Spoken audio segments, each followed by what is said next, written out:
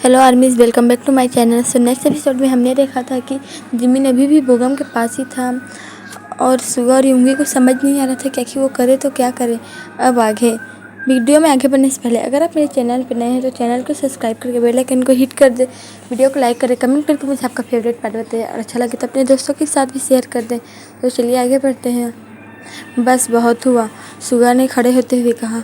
मैं जिमिन को उनके पास ऐसे ही नहीं छोड़ सकता। अब मुझे इसके लिए जो भी करना पड़े मैं जिमिन को उससे लेकर ही रहूँगा। सुगा ने अपने बाल खींचते हुए कहा। सुगा, अपने दिमाग से काम लो, नामजू ने उसे समझाते हुए कहा। मैं क्या दिमाग से काम लूँ, उसने चिल्लाया। मुझे कुछ समझ नहीं आ रहा है। 1 दिन हो गया है जिमिन उनके पास है, ना ही उसकी कुछ खबर है। उन्होंने कहा था कि वो उन्हें फिर से कॉल करेंगे, लेकिन वो है कि मुझे तो कुछ समझ नहीं आ रहा मैं क्या करूं। मैं जिमिन कैसे ही उनके पास नहीं छोड़ सकता। यूंगी की तो हालत ही ख़राब है जब से जिमिन उसके हाथ से गया है। ना ही वो किसी से बात कर रहे हैं, ना ही किसी से कुछ बोल रहे हैं, ना ही अपने कमरे का दरवाज़ा खोल रहा है। तो मैं क्या करूं? सुगा ने इतनी ज़ोर से चिल्लाया कि अब उस रूम में कोई भी किसी से कोई भी बात करने के मूड में नहीं था। उन्हें भी समझ नहीं आ रहा था कि आखिर वो करे तो क्या करे। और रही बात यूंगी की, जब से वो हॉस्पिटल से आया था उसने खुद को अपने आप को कमरे में बंद रखा था। वो ना ही किसी से बात कर रहा था, ना ही किसी की कॉल का जवाब दे रहा था। वो तो जैसे एक जिंदा लाश की तरह था। उसे अभी जो चाहिए था वो था बस जिमिन। और सुगा उसकी ये जिद पूरी नहीं कर पा रहा था, और किस लिए? सिर्फ बोगम और पीटर की वजह से। लेकिन सुगा ने बहुत सोचा, इस बारे में बहुत सोचा कि आखिर उन्हें जिमिन को किडनैप करके मिलेगा क्या? क्या जिमिन कुछ जानता है? लेकिन सुगा के दिमाग में कुछ नहीं आया। सुगा ने उन सब की ओर देखते हुए कहा। ह्यूनजिन कहाँ है? उसने काई से पूछा। वो आ रहा है, रास्ते में ही है, उसे जल्दी बुलाओ और जिमिन की लोकेशन ट्रेस कराओ जहाँ से आखिरी बार कॉल आया था।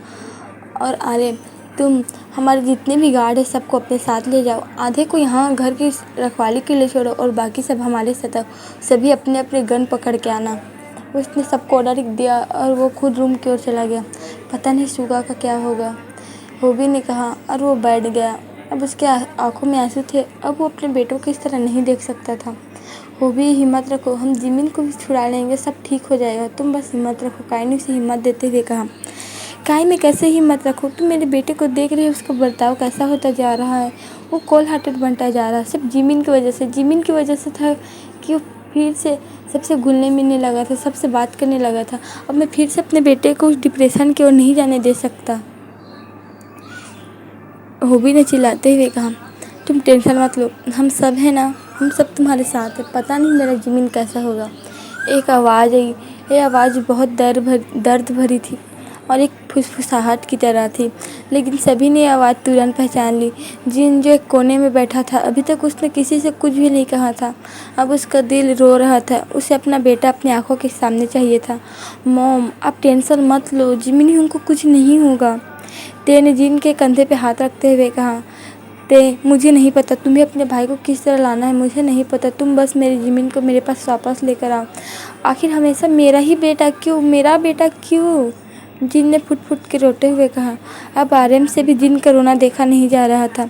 आर्यन जिन के पास आया और उसने उसे गले लगा लिया। मून गॉडेस ने हमारे जिमिन को किसी खास मकसद के लिए चुना था, और जब जिमिन ही चुना है तो उसके साथ थोड़ी बहुत तो चीज़ें होंगी ही ना। जिनी, तुम इस तरह से करोगे तो फिर कैसे होगा? पर आर्यन, हमारे इतने एंजल्स है, उन एंजल्स में सिर्फ मेरा जिमिन क्यों? उसने एक बार तो अपनी सज़ा काट ली थी, वो सज़ा जो उसने कभी की ही नहीं, वो सज़ा जिसकी सज़ा उसे मिली, लेकिन उसे पता ही नहीं था कि उसे किस चीज़ के लिए सज़ा मिली जा रही। ऐसा क्यों आर्यन, क्यों बताओ? जिन ने आर्यन के कॉलर पकड़ते हुए कहा। मुझे नहीं पता जिनी, मैं भी उसका डैड हूँ, मुझे भी उसके लिए उतना ही बुरा लगता है जितना बुरा तुम्हें उसके लिए लग रहा है, पर मैं भी कुछ नहीं कर सकता, आर्यन ने कहा और उसे हक कर लिया। ते कोने में चुपचाप रो रहा था।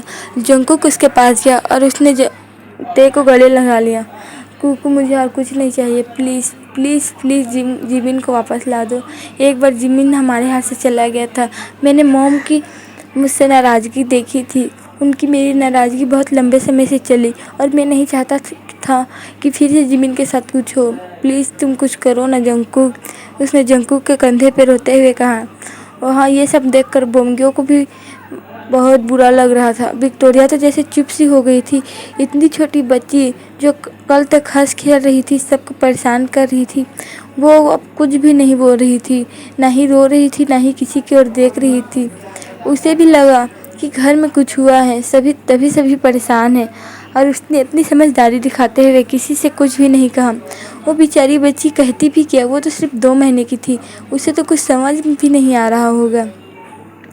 तायुन बोंग्यूम को संभाल रहा था। वही सुबिन और युनजुन फिलिक्स और ह्यूजिन के आने का वेट कर रहे थे। जैसे ही वो आए, फिलिक्स और ह्यूजिन दोनों ही जिमिन की लोकेशन ट्रेस करने में लग गए। सभी जिमिन को बचाने के लिए जाने के लिए रेडी हो रहे थे। सभी अपने अपने रूम में थे। सुगा लास्ट टाइम युंगी के रूम के पास गया और उसने वहाँ 3 बार नॉक किया। उसे लगा नहीं था कि युंगी उसके लिए दरवाज़ा खोलेगा, लेकिन जब वो जाने के लिए मुड़ा तब युंगी ने दरवाज़ा खोला। सुगा कमरे के अंदर आया। उसने युंगी की हालत देखी, जो बहुत ज़्यादा ही कमज़ोर लग रहा था और जैसे उसकी जीने की कोई इच्छा ही नहीं थी। उसने उसके बगल में बहुत सारा खाना देखा जो काई और होबी उसके लिए छोड़ के गए थे, लेकिन उसने उनमें से कुछ भी नहीं खाया था। तुम कब तक ऐसा करोगे युंगी? सुगा ने युंगी की ओर देखते हुए कहा। वो मेरे हाथ से चला गया। उसने मेरे सामने उसे गाड़ी में डाला और मैं कुछ भी नहीं कर पाया। योंग, मैं कुछ भी नहीं कर पाया। युंगी ने जोर से चिल्लाते हुए कहा। उसने आने के बाद ये बात सबसे पहले बोला था। युंगी जब से हॉस्पिटल से आया था उसने किसी से कुछ भी बात नहीं की। सुगा ने उसे तुरंत गले लगा लिया और वो समझ गया कि युंगी आखिर किन सब से गुजर रहा है। वो समझ गया कि युंगी अपने आप को इस सब के लिए कोस रहा है कि उसकी वजह से ही जिमिन किडनैप हुआ है। युंगी, इसमें तुम्हारी कोई गलती नहीं है, सुगा ने उसे समझाते हुए कहा। योंग, मैंने आज तक आपसे कुछ नहीं मांगा है। प्लीज़ प्लीज़ प्लीज़ मेरी ज़मीन मुझे ला कर दे दो। प्लीज़ योंग, मैं उसके बिना मर जाऊंगा, योंगी ने कहा और वो अब ज़ोर ज़ोर से रोने लगा था। तुम टेंशन मत करो, हम हमारे ज़मीन को वापस लेकर आएंगे। अभी हमारी शादी भी नहीं हुई है, हमें उनके साथ शादी करनी है। हमारे बच्चे होंगे, विक्टोरिया के लिए उसका भाई बहन तो चाहिए ही ना, सुगा ने युंगी को दिलासा दिलाते हुए कहा। लेकिन कहीं ना कहीं सुगा भी इस बात से डर रहा था कि जिमिन को कुछ हो ना गया हो। उन्होंने कहा था कि वो लोग उन्हें कॉल करेंगे, लेकिन कॉल का तो कोई नामो निशान नहीं था। तभी नीचे से सुबिन की चिल्लाने की आवाज़ आई। सुगा ने युंगी को खाने के लिए कहा और वो नीचे चला गया। क्या हुआ? सुगा ने पूछा। लोकेशन ट्रेस हो गई है। वेरी गुड, तो चलो हम सब चलते हैं जिमिन को बचाने के मिशन पे, उसने सबसे कहा। सभी टोपों ने अपना हमें सर हिलाया। जाने से पहले सुगा ने काई और होबी की ओर देखा। काई होंग, आप यहीं रुक जाओ, उसने काई से कहा। नहीं, मैं तुम्हारे साथ आता हूँ, काई ने कहा। नहीं, आप यहाँ रखकर बाकी सबको संभालो, हम सब चलते हैं। तायुन, तुम भी यहीं रुको, उसने तायुन से कहा। पर बॉस, मैं आपके साथ आता हूँ ना। काई होंग तो रुक रहे हैं ना। विक्टोरिया को तुम्हारी ज़रूरत है और बोंगियो अभी अभी सिर्फ विक्टोरिया को बोन करके सका है। वो अभी सिर्फ 2 महीने हुए हैं। तुम्हें अपने फैमिली के साथ रहना चाहिए, उसने तायुन को समझाया। तायुन ने भी हाँ कर दी और बाकी सब उसे बचाने के मिशन पे चले गए। सभी एक फैक्ट्री के बाहर थे, लेकिन हैरानी की बात थी कि वहाँ कोई सिक्योरिटी नहीं थी, वहाँ कोई नहीं था। यह बात सुगा कुछ अजीब लगी, लेकिन अभी उसके दिमाग में सिर्फ जिमिन घूम रहा था, सिर्फ जिमिन। बाकी सभी लोग गाड़ी से उतरकर फैक्ट्री के अंदर गए। कुछ गार्ड फैक्ट्री के बाहर नज़र रखने के लिए रुक गए और बाकी सब अंदर गए। वो लोग अंदर गए, बहुत अंदर गए। फिर उन्होंने बीच में एक चेयर देखा जहाँ पर कोई बंधा हुआ था और उसका सर अपने कंधे से नीचे झूल रहा था। एक पल के लिए तो युंगी को लगा कि वो मर चुका है, लेकिन उसने टॉर्च ऑन किया और देखा वहाँ पर जिमिन बंधा हुआ था और उसके बॉडी से बहुत सारे चोट लगे थे और खून निकल रहा था। जिमिन, सुगा ने चिल्लाया। जिमिन ने अपनी आंखें ऊपर करके युंगी की ओर देखा। उसकी आंखें बहुत कमज़ोर थी। उसने सुगा की ओर कहा। प्लीज़ तुम यहाँ मत आओ, तुम यहाँ से चले जाओ। जिमिन ने चिल्लाते हुए कहा, शट अप जिमिन, तुम ये सब क्या बोल रहे हो? मैं तुम्हें यहाँ बचाने आया हूँ, मैं तुम्हें यहाँ छोड़कर नहीं जा सकता। सुगा ने कहा, सुगा प्लीज़ प्लीज़ तुम यहाँ से चले जाओ, वो लोग आ रहे हैं, वो ये सब ट्रैप है, तुम यहाँ से चले जाओ। जिमिन ने कहा, जिमिन कितना कहते ही पीछे से गोलियां चलने की आवाज़ आई। सभी एक दूसरे की ओर फायरिंग कर रहे थे और इस बीच सुगा जिमिन को देख रहा था जो बीच में उन सबके था। एक गोली उसे भी लग सकती थी, एक गोली क्या कई गोली जिमिन को लग सकती थी, लेकिन मून गोडेस की कृपा से किसी को कुछ नहीं हुआ। फिलहाल जिमिन और सुगा को तो कुछ नहीं हुआ। फिर एक हंसी गूंजी। ये हंसी बहुत ज़्यादा ही बकवास थी। ये हंसी किसी के भी कान से खून निकाल सकती थी। फिर सुगा ने देखा कि परछाई से पीटर और बोगम बाहर निकले हैं। तुम्हारा प्लान बिल्कुल एकदम काम कर गया है ना? पीटर ने बोगम की ओर देखते हुए कहा, आखिर मैं अपने भाई के बॉयफ्रेंड को तो अच्छे से ही जानता हूँ, कम से कम एक को तो अच्छे से जानता हूँ कि वो अपने जिमिन को बचाने के लिए कुछ भी कर सकता है।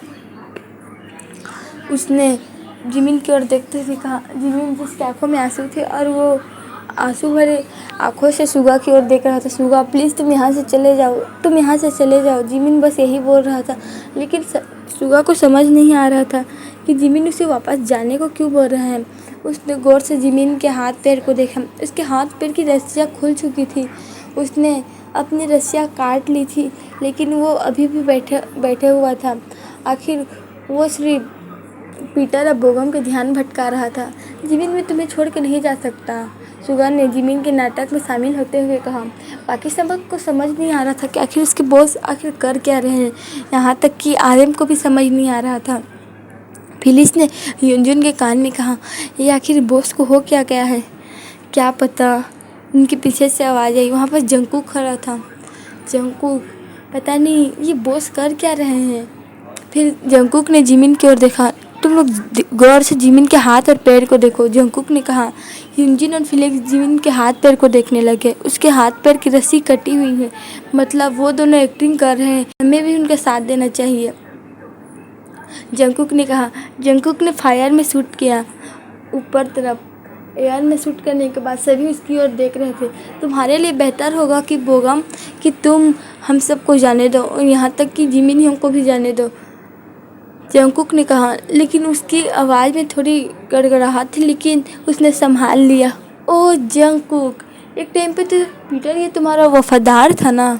उसने पीटर की ओर देखते हुए कहा। हाँ, सुगा के गैंग के बहुत से मेंबर मेरे वफादार थे, लेकिन इन सब ने अपनी रॉयल्टी बेच दी। हमने कभी अपनी रॉयल्टी नहीं बेची है, जंगकुक ने चिल्लाते हुए कहा।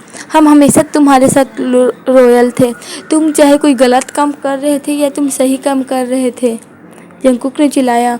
और इस बीच सुगा जिमिन के बहुत करीब जा चुका था। सुगा ने जिमिन के हाथ की रस्सियाँ खोली और जिमिन को अपने पास ले लिया। अब बस बहुत हुआ, सुगा ने चिल्लाया। पीटर और बोगम ने जिमिन की ओर देखा जो अब सुगा के पास था। जिमिन, तुम वहाँ क्या कर रहे बेवकूफ़ लड़के, वापस आओ, बोगम ने चिल्लाकर कहा। तुम्हारी हिम्मत कैसे है कि तुम जिमिन को बेवकूफ़ बोल रहे हो? सुगा ने कहा। ओह प्लीज़, मुझे जिमिन से कुछ लेना देना नहीं है, बस ये बता दे कि इसने वो पावर्स कहाँ छुपा के रखी है और वो रिंग कहाँ है, बोगम ने चिल्लाया। कौन सी पावर, कौन सी रिंग? सुगा ने चिल्लाते हुए कहा। जिमिन ये सब क्या बोल रहे हैं? जिमिन ने सुगा की ओर देखा, लेकिन जिमिन कुछ बोल पाता उससे पहले ही एक तीखी हंसी आने की आवाज़ आई। ये हंसी इतनी खतरनाक थी कि वहाँ का रेशा के खानों से थोड़ा थोड़ा खून आने लगा, लेकिन इस हंसी का जिमिन और सुगा पे कोई असर नहीं हो रहा था। तभी वहाँ की लाइटें जल बुझ करने लगी।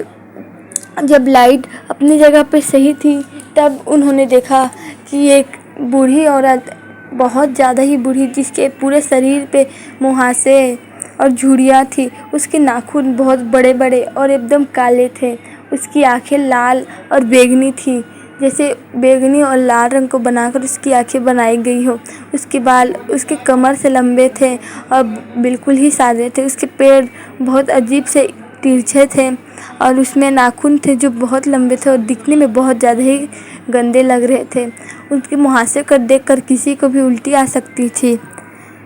तुम आखिर आ ही गए, उस तीखी हंसी वाली औरत ने कहा। तुम कौन हो? तुम हो क्या?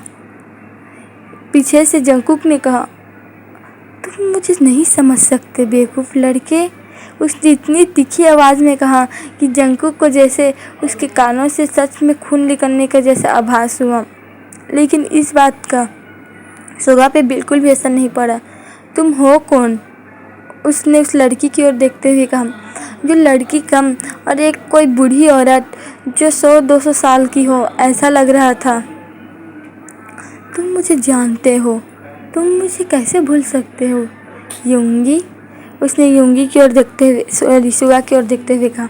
मैं युंगी नहीं हूँ, मैं सुगा हूँ, सुगा ने चिल्लाते हुए कहा। हाँ, मुझे पता है कि तुम कौन हो। लेकिन जिमिन अपनी जगह पे ही खड़े रह गया, वो जैसे जम सा गया था। सुगा ने जिमिन का हाथ पकड़ा, लेकिन जिमिन ने कोई रिएक्ट नहीं किया। सुगा ने जिमिन की ओर देखा, जो एकटक होकर उस औरत को ही देख रहा था। जिमिन! सुगा ने जिमिन को जोर से हिलाते हुए कहा। जीसू नूना, उसने कहा। वेरी गुड, उस औरत ने कहा। तुम मुझे पहचान गए जिमिन, आखिर तुम मुझे पहचानते कैसे नहीं? मैं तुम्हारी फेवरेट नूना जो हूँ, उसने कहा। नूना, ये आपको क्या हुआ? आप ऐसा क्यों बोल रही हो? आपको क्या हुआ है? जिमिन ने जीसू की ओर देखते हुए कहा। जिमिन, यही मेरा असली रूप है। तुम मुझे इतनी जल्दी नहीं भूल सकते। याद करो, याद करो, उसने अपनी तीखी आवाज़ में कहा, जिससे अब जिमिन के कानों से खून निकलने लगा और उसका सर भारी होने लगा। वो अपने घुटनों पर बैठ गया। सुगा उसे संभालते हुए गुस्से से जीसू की ओर देखने लगा। आखिर तुम हो कौन? उसने अपनी इतनी खतरनाक आवाज़ में कहा कि एक पल के लिए तो जीसू भी सम सी गई थी। जीसू ने फिर गुस्से से कहा, क्या तुम मुझे नहीं जानते? जीसू से इस आवाज़ से बोगम और पीटर दोनों अपने घुटनों पर आ गए और पीटर के जितने भी आदमी थे वो सब अपने अपने घुटनों पर आ गए। चलो, बातों में हम वक्त ज़ाया नहीं करते, बस हमें हमारा फॉर्मूला और वो रिंग कहाँ है इतना ही बता दो, उसने कहा। कौन सा फॉर्मूला, कौन सा रिंग? सुगा ने कहा। पीटर ने गुस्से से सुगा की ओर देखा। तुम झूठ बोलो मत, हमारा फॉर्मूला चुराकर तुम हम ही से बोल रहे हो कि कौन सा फॉर्मूला? सुगा, मुझे अच्छे से पता है कि वो तुम्हारे ही गैंग के आदमी थे जिसने हमारे आदमी से वो फॉर्मूला चुराया था और लास्ट में हमारे ही आदमी के ऊपर उस फॉर्मूला का तुम लोगों ने इस्तेमाल किया, जिससे कोई उस आदमी को छू भी नहीं सकता था। पीटर ने चिल्लाते हुए कहा। हमने उस फॉर्मूला का यूज़ नहीं किया था, सुगा ने चिल्लाया। उसने खुद से वो फॉर्मूला छुआ था क्योंकि उसे जिज्ञासा हो रही थी। उसने उस फॉर्मूला की ओर देखा। वो फॉर्मूला दूसरे को अपनी ओर आकर्षित करता है। सुगा ने कहा, वाओ, कोई है जो मेरी ताकत को अच्छे से पहचानता है। जीसू ने जोर से कहा और ज़ोर ज़ोर से हंसने लगा। तुम्हारा मतलब? उसे मैंने ही बनाया था, अपने मल मूत्र और अपने खून और चमगादड़ की एक टांग, ये सब मिलाकर। और सबसे इम्पोर्टेंट चीज़ इसमें क्या मिला है तुम्हें पता है? उसने सुगा की ओर देखते हुए कहा। तुम्हारे ड्रैगन का नाखून। और उसने जिमिन की ओर देखा, जिसका सर बहुत बुरी तरह से घूम रहा था, और इसके यूनिकॉर्न का एक पंख। उसने कहा। सुगा का आंखें अब गुस्से से इतनी लाल हो चुकी थी कि जैसे वो किसी वक्त बाहर आ सकती थी। तुम्हारी हिम्मत कैसे ही कि तुमने इस फॉर्मूला को बनाने की कोशिश की? तुम्हें अच्छे से पता है कि इसे हेल में बैन कर दिया गया है। कोई भी डेविल इस फॉर्मूला को नहीं बना सकता। क्या तुम्हें यह बात समझ नहीं आई? या तुम्हें हेल के रूल नहीं पता? सुगा ने अपनी इतनी भारी आवाज़ और इतनी खतरनाक आवाज़ में कहा कि जीसू अपने घुटने पर आ गई। और ये अकेली जीसू नहीं थी जो अपने घुटनों पर आई हुई थी। वहाँ पर जितने लोग थे वो सभी अपने घुटनों पर आकर सभी ने अपने सर नीचे कर लिए। तुम सब हेल के नियम जानते हो, जिसने पाप किया है उसे हेल मिलेगा, और हेल से कोई बच नहीं सकता, चाहे कोई कितना भी बुरा फॉर्मूला क्यों नहीं बना दे। क्या तुम सबको हेल के नियम नहीं पता है? हमें पता है, सभी ने एक साथ कहा, और सभी ने अपने हाथ को मुट्ठी बनाकर ज़मीन पे मारा। वहाँ सिर्फ कुछ गिने चुने लोग थे जो अपने घुटनों पर नहीं आए थे, जैसे फिलिक्स, यूजिन और आर्यन और ऐसे ही कुछ लोग थे जो अपने घुटनों पे नहीं आए थे क्योंकि वो सब एंजल्स है। उन्होंने कुछ अच्छा काम किया था, इसी वजह से उन्हें हेवन नसीब होगा।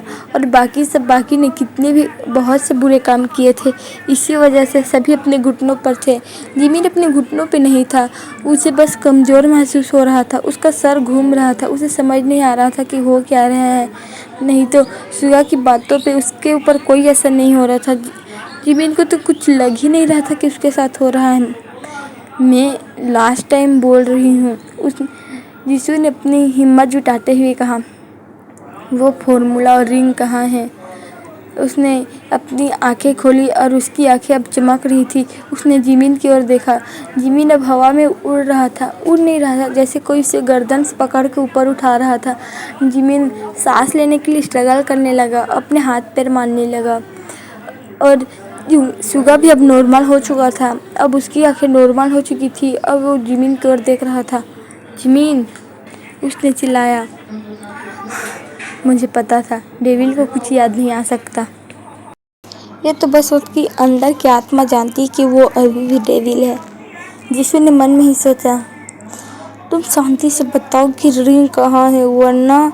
उसने कहा। और जिमिन जोर जोर से खांसने लगा। उसके आंखों से आंसू मोतियों की तरह बाहर आ रहे थे। जिमिन को जैसे सांस ही नहीं आ रही थी। लेकिन तभी जोर से बिजली चमकी और वहाँ का लाइट बुझ गई। लेकिन अचानक से उस कमरे में लाइट वापस आ गई और यीशु ने देखा कि सुगा वहाँ अपनी लाल आँखों के साथ और उसके काले पंखों के साथ वहाँ खड़ा था। हाँ, सुगा के पंख वापस आ चुके थे, उसके डेविल पंख वापस आ चुके थे। तुमने जिमिन पे ये सब करके बहुत बुरा काम किया। गुस्से और अपने भारी कदमों की ओर और वो यीशु की ओर बढ़ रहा था। यीशु अपने जगह पर ही कांपने लगी थी। उसका झुर्रीदार चेहरा अब डर की वजह से और भी भद्दा लग रहा था। उसने अपने आसपास देखा, कोई भी सुगा की ओर देखने के लिए हिम्मत नहीं जुटा पा रहा था। डेविल, यीशु ने कहा।